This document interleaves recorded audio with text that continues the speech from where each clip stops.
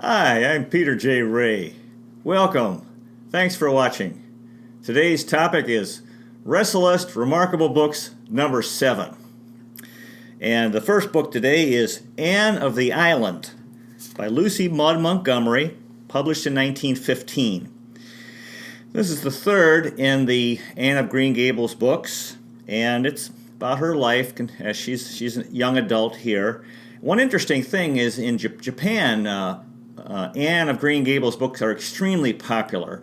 After the Second World War, the Japanese had lost the war and they'd really suffered a lot. And then this book really sort of helped them to keep fighting, because Anne's a fighter. She was an orphan who'd had a tough childhood in an orphanage, and then but it was a happy ending because she didn't give up. And so Anne of Green Gables really inspired the Japanese people after the Second World War. Many Japanese tourists go to Prince Edward Island and to pay respects to her and see the sights that are depicted in these novels. The next book is Anne of Windy Poplars, also by Lucy Maud Montgomery, published in 1936. This is kind of strange. The fourth book is really out of order. But again, it's Anne's ongoing life. She eventually married Gilbert Blythe, this childhood rival in school, and he used to tease her and stuff. At one point, he called her Carrots because she has red hair, and she broke her slate over his head. Anyway, they got married. They had a very good marriage and had 6 children. And when our family would go to Lakeside, Ohio for reunions, and there was this next to the house where we used to stay was a greenhouse that had a gabled roof, large gabled roof, and I didn't pay much attention to it till one year I came home, and came to a reunion, and it has a big sign outside that says Green Gables, and I thought, it's named after Anne of Green Gables. It's the Lakeside Women's Club. So very interesting. The next book is Anne's House of Dreams, the 5th in the Anne of Green Gables series, published in 1917. Again, she's, as the title suggests, she has her dream house, which, women very often want for their home, for their children and their families. And this brings up another interesting story. I taught the first Anne of Green Gables in the Philippines to a group of students. I think they're all boys except for this one girl. And these boys were like, oh, God, why are we reading this book, Anne of Green Gables? And then years later, this one student, Alvin Padlan, he told me, Mr. Peter, it helped me later in life because he impressed a young lady, that he had read this book because it's, more popular with girls. And he met a young lady who had read the book and was very impressed that he had read the book. So that's kind of interesting how that worked out. The next book is Summer of 42 by Herman Roucher, published in 1971. This is a fine book, pretty easy to read. It's about an adolescent boy during the summer in Nantucket Island in Massachusetts, not far from Cape Cod, and it's a coming-of-age story.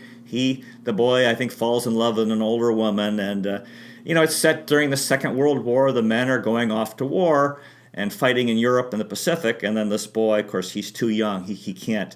He's too young to go to war yet because he's only like 14 years old. Okay. The next book is Kon-Tiki by Thor Heyerdahl, published in 1950.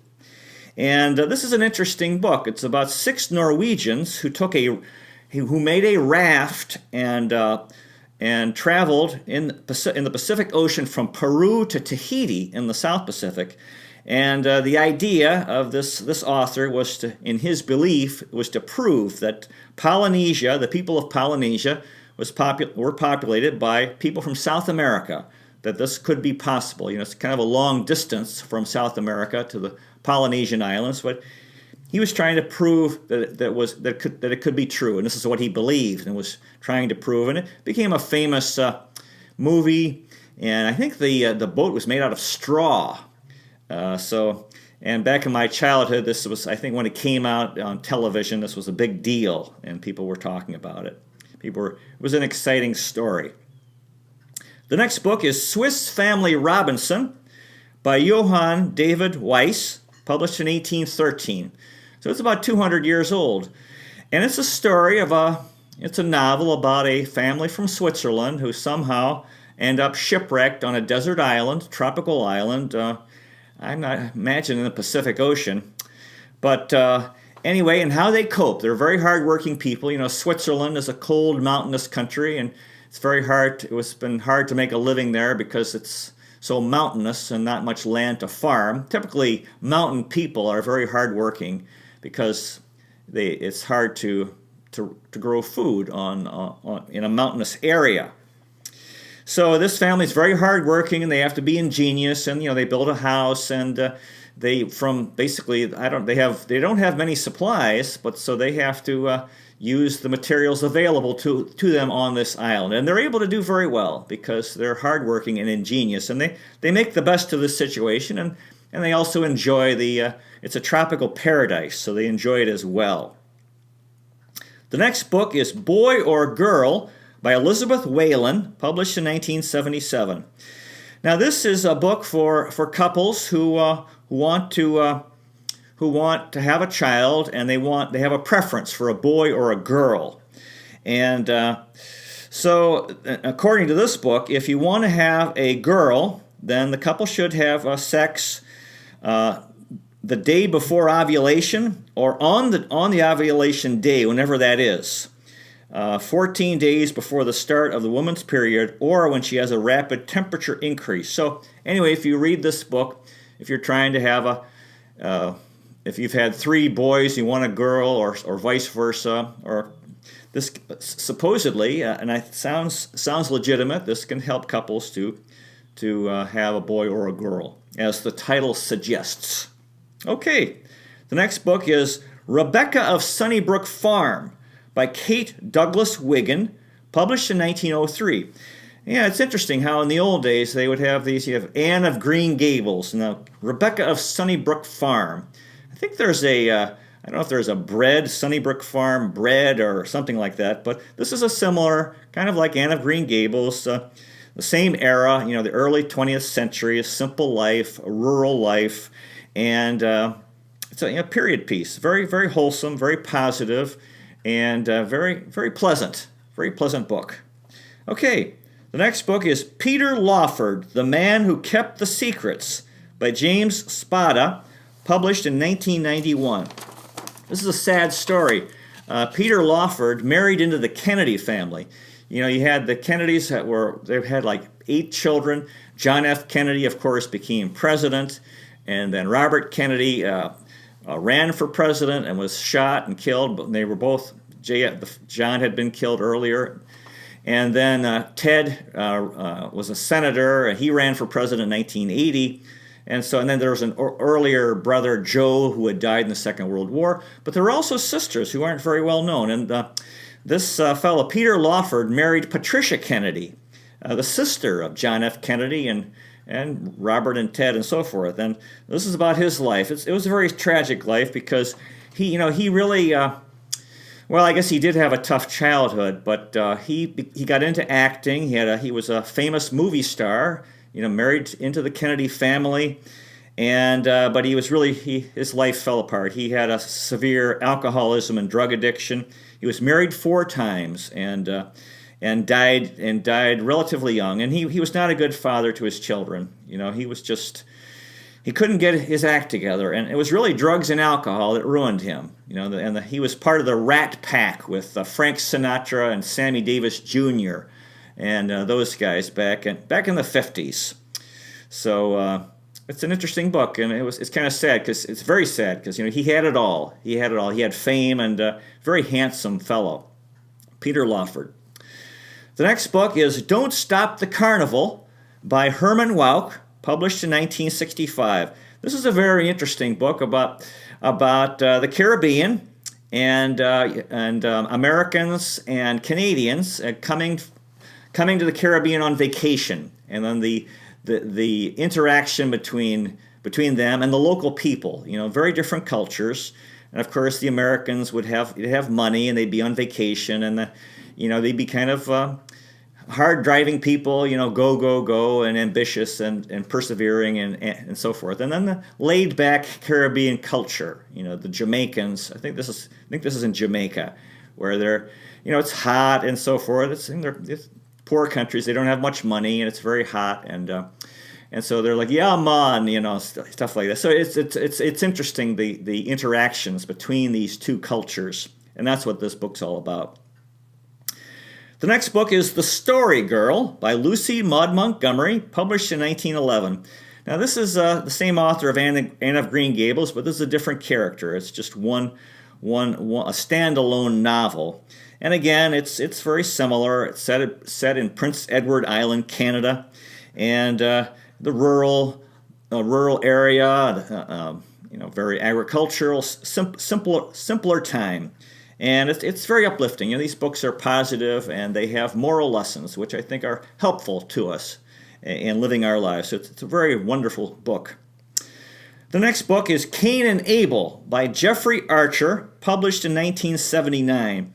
Now, I read this because I had a student at Resalest, Ramon Manzano, who gave me another Jeffrey Archer book, and I felt compelled to read this first. Jeffrey Archer was a very popular writer back in the 70s. I don't know if he's still writing, and this is a pretty easy book to read. And Kane and Abel are, well, like the biblical story, the two brothers who are in conflict, and that's kind of the history of the human race. We are brothers, and going back to the beginning, when Cain killed his brother Abel out of jealousy, and God made us, we're supposed to love each other, but it seems to be we haven't been able to do it very well. That's history. So this is a pretty easy book to read by Jeffrey Archer.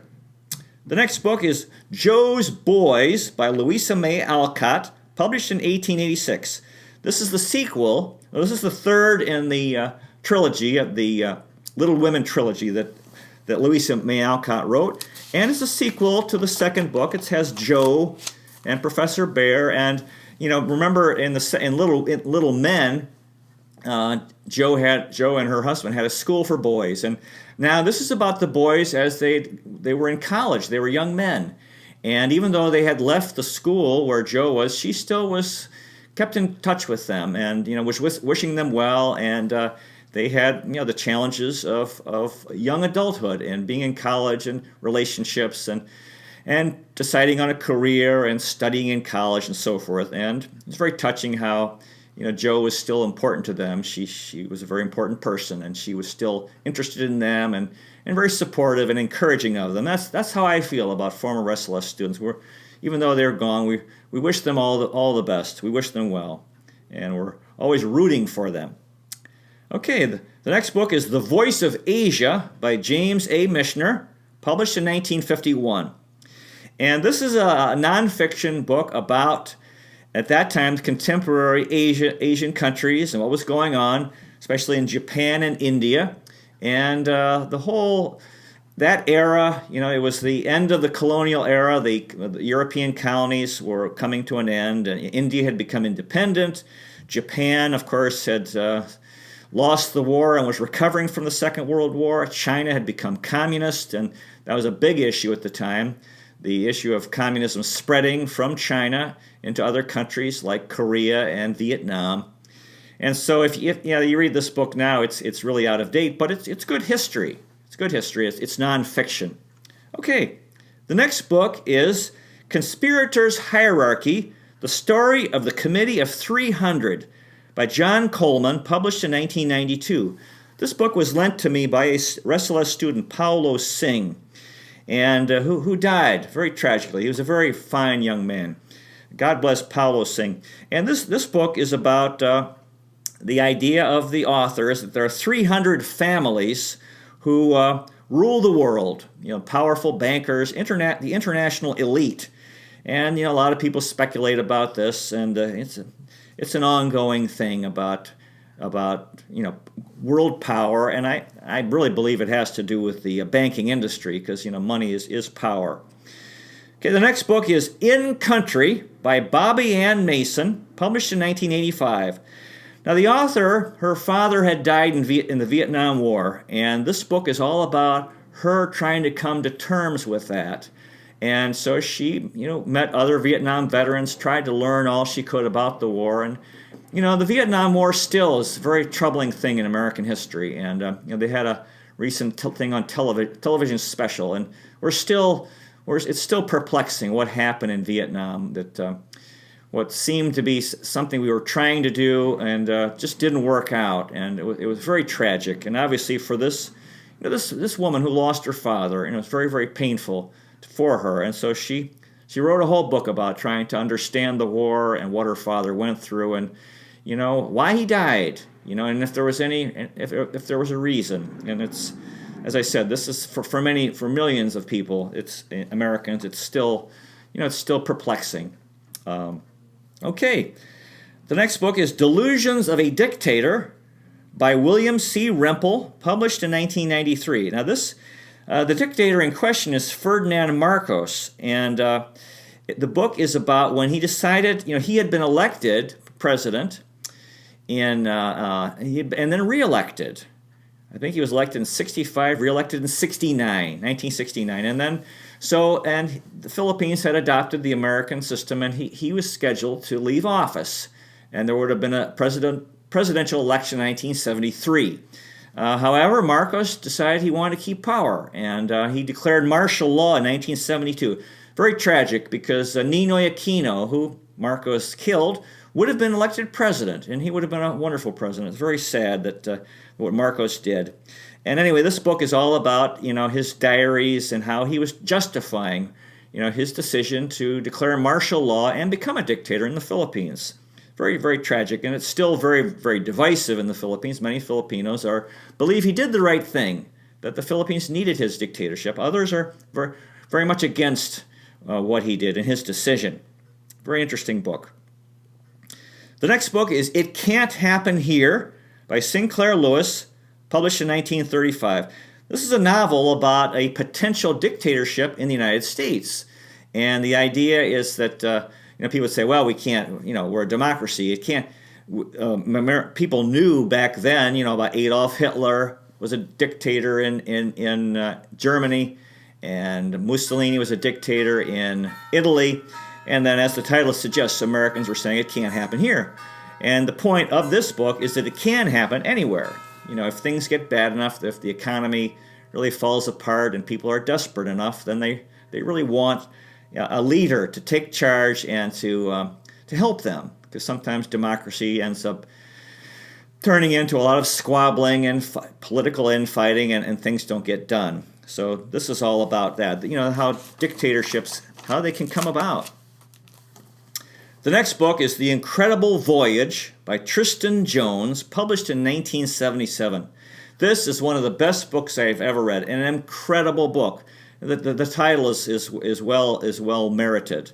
It was an incredible, unbelievable voyage. This fellow, Tristan Jones, decided to take a boat, that he had a small boat, and to navigate it from the lowest body of water in the world, the Dead Sea, which is in Israel, over in the Middle East, and then travel all the way to Lake Titicaca in South America, which has the highest elevation of water in the world, highest body of water.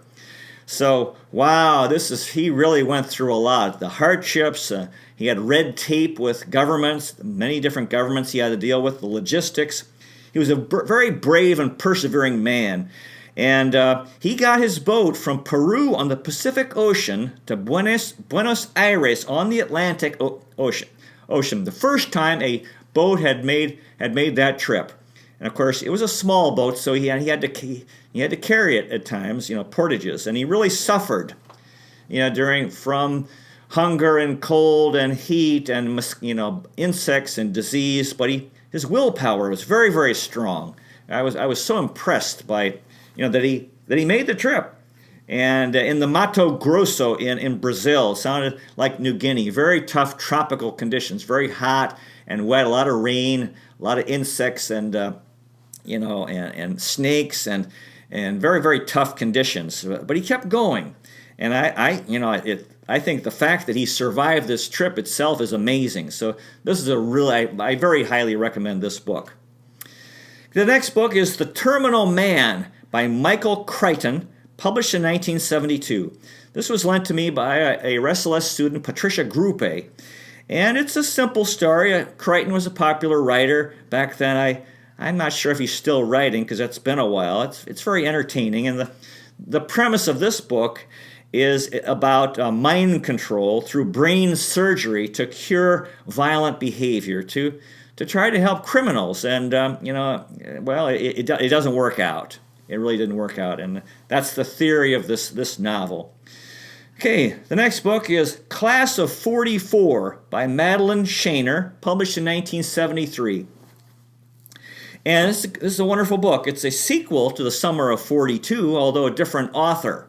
So that's kind of a strange situation. It reminded me of my father, who was a college student at Oberlin during the Second World War. And that's what this book is about being a college student and the war going on in Europe and Asia, and guys, leaving, going to war because they were young men, and go if they could, if the government would accept them. And, what that whole environment of being young, being in college, and having the Second World War raging. And it was really something, because we didn't know that Germany and Japan would lose the war. For all we knew at the time, that Germany and Japan would conquer the world and enslave the entire world. That was a real danger, and it was really a scary time.